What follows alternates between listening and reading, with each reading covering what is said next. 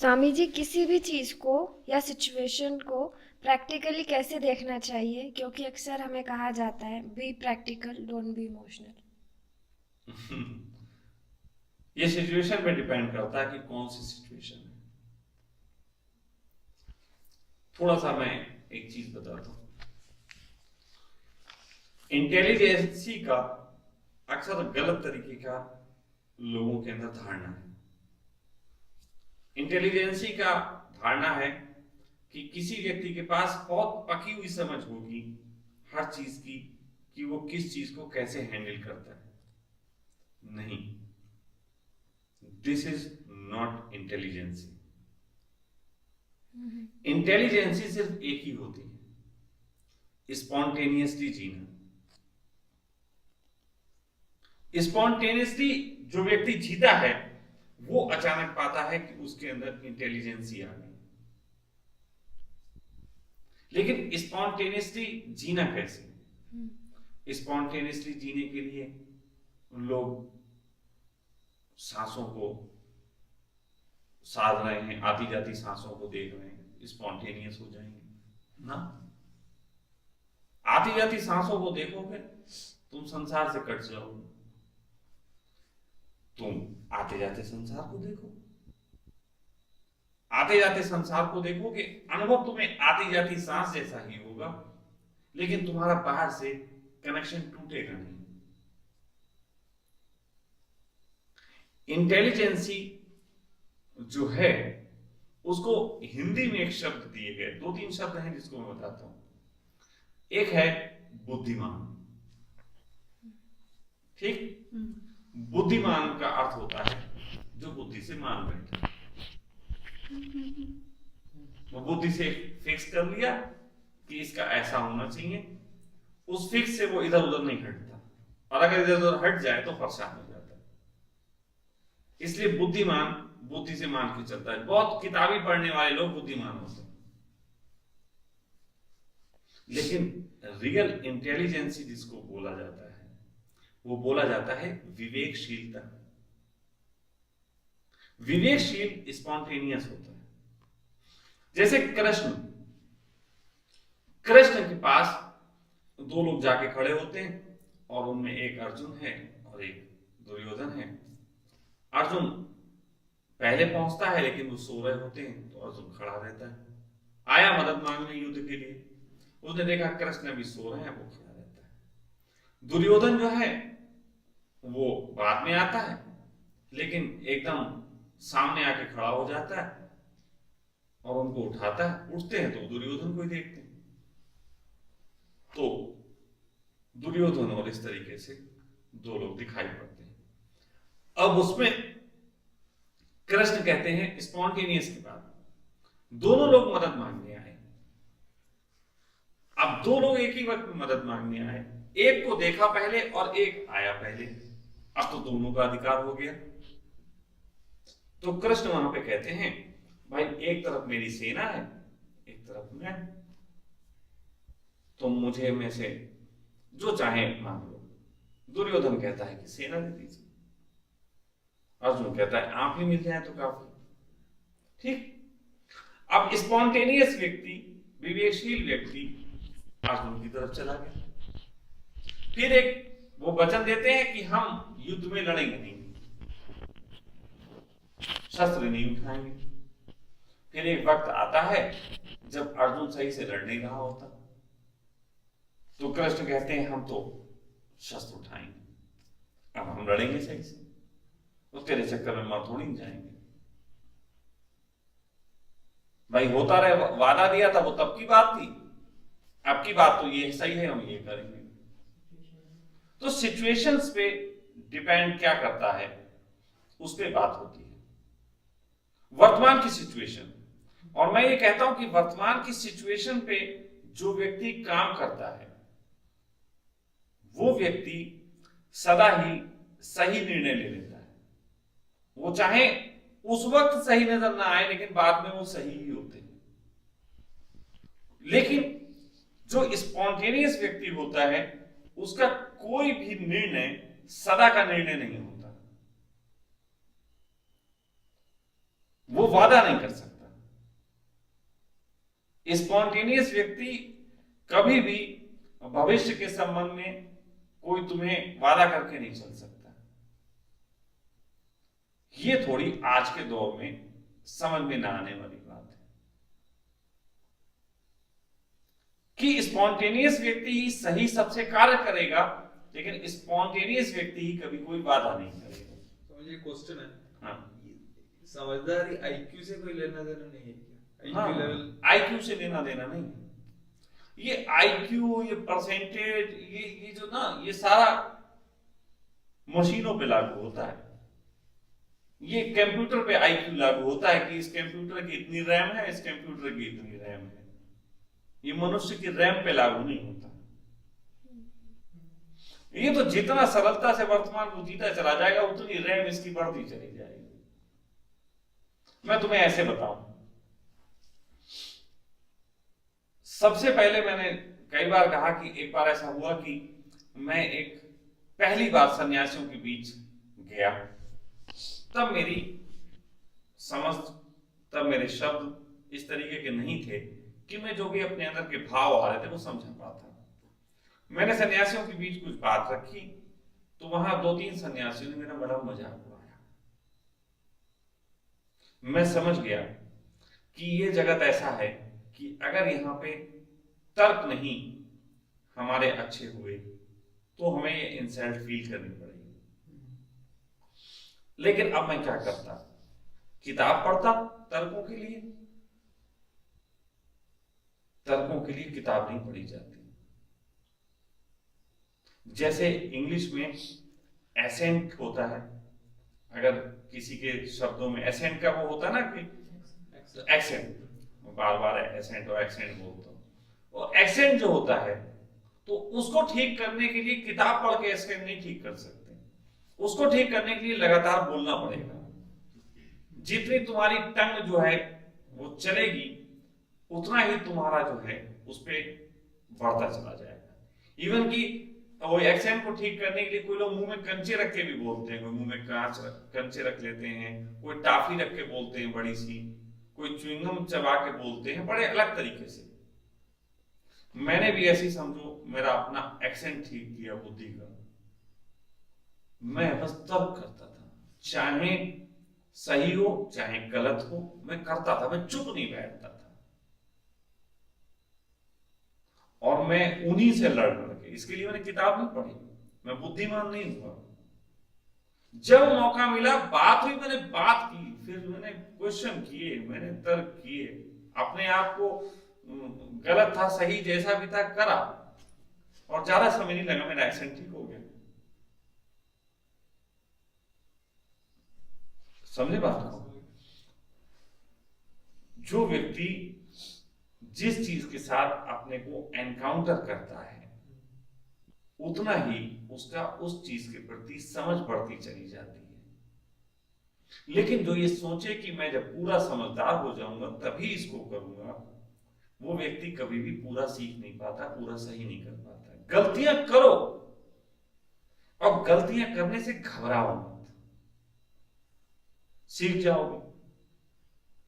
लेकिन अगर तुम गलतियां करते हो और उन गलतियों को होने पर तुम स्वीकार नहीं करते कि ये गलतियां तुमने की, तो तुम कभी सीख नहीं पाओगे।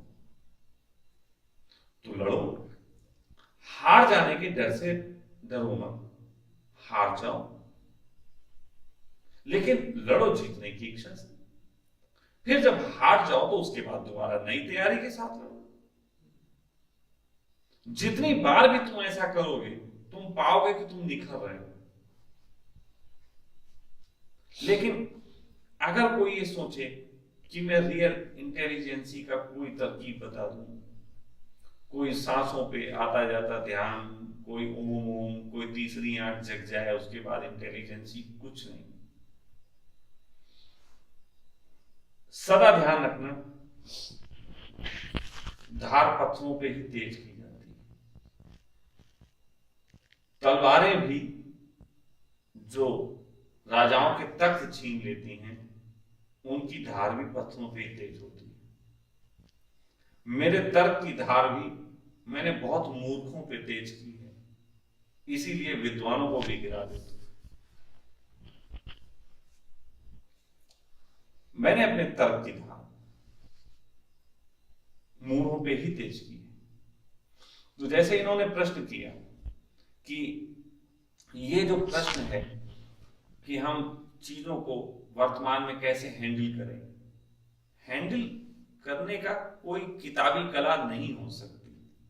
हैंडल करो, हैंडल करो पूरे तरीके से कि मैं हैंडल कर लूंगी। ना कर पाओ तो इस चीज को उस वक्त स्वीकार करो मैं नहीं कर पाई।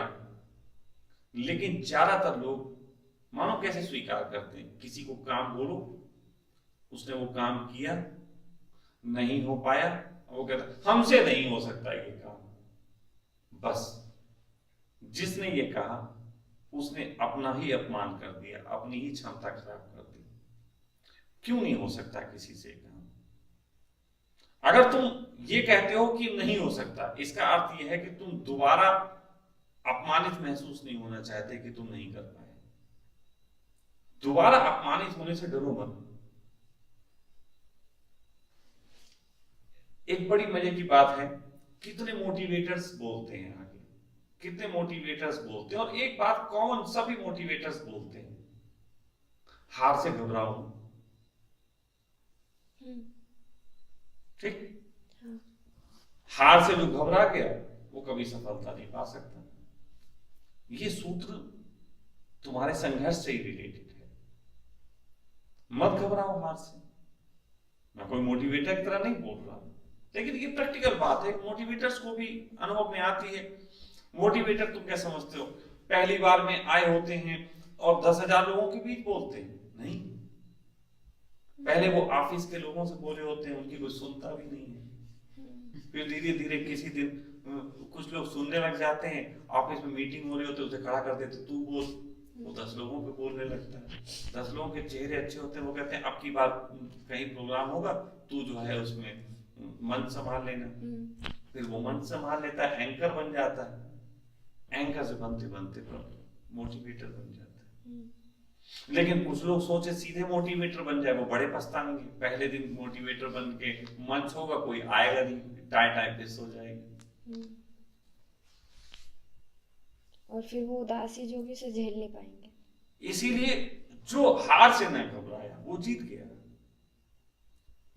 मन के हारे हार है, मन के जीते जीत। हार मन की होती, तुम्हारा मन निराश हो जाता है, हम तो कर ही नहीं सकते। तुम जैसे ही निराश हो जाओगे वैसे ही तुम वाकई में नहीं कर पाओगे। बोले नहीं, कीप इट, मैं करके दिखाता हूं, मैं कर सकता हूं। यही ढंग है, मोटिवेशनल ढंग यही है। लड़ो, खूब लड़ो, तर्क करने खूब लोगों से करो। किसी काम को करना है खूब करो, एक बार खराब हो फिर करो, दोबारा करो, दोबारा करो, 4 बार करो। लेकिन जो हार का ठीकरा दूसरों पे थोप देते हैं वो कभी भी सुधार नहीं कर पाते। अगर 5 लोग काम करते हैं, कोई भी काम 5 लोगों को दिया जाए कि तुम ये करो, तो उस काम में हर व्यक्ति अगर इस जज्बे से करे कि मैं ही सबसे बीच में हूं और मैं ही सबसे बड़ा हूं, मुझ पे ही जिम्मेदारी है, तो वो काम उसको निखारता है। लेकिन अगर आप सोचते नहीं अभी 5 को दे दिया उसकी जिम्मेदारी, 5 इसलिए मौका मिल गया।